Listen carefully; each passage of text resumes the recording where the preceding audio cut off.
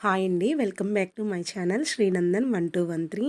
ఈరోజు నేను మా పాప కోసం ఒక బ్లౌజ్ పీస్‌తో ఫ్రాక్ స్టిచ్ చేశాను. షేర్ చేస్తున్నాను చూడండి. ఇలా హాఫ్ షోల్డర్ ఓపెన్‌లో ఉండేలాగా బాడీ పార్ట్ కట్ చేసుకున్నాను. ప్రిల్స్ కోసము ఇలా తీసుకున్నాను.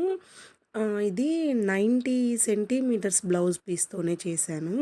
నాకైతే అంత పర్ఫెక్ట్‌గా కూడా స్టిచ్చింగ్ రాదు.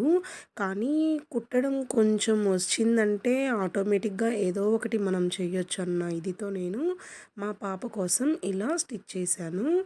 ఇలా బేబీ ఫ్రాక్స్ ఏదైనా స్టిచ్చింగ్ కావాలి అంటే కామెంట్ చేయండి.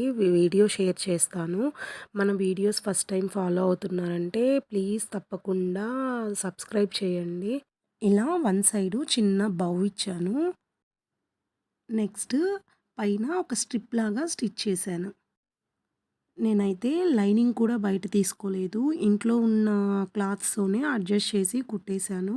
మనకి జస్ట్ కుట్టడం వచ్చినట్లయితే ఎలా అయినా గానీ మనం ట్రై చేయొచ్చు.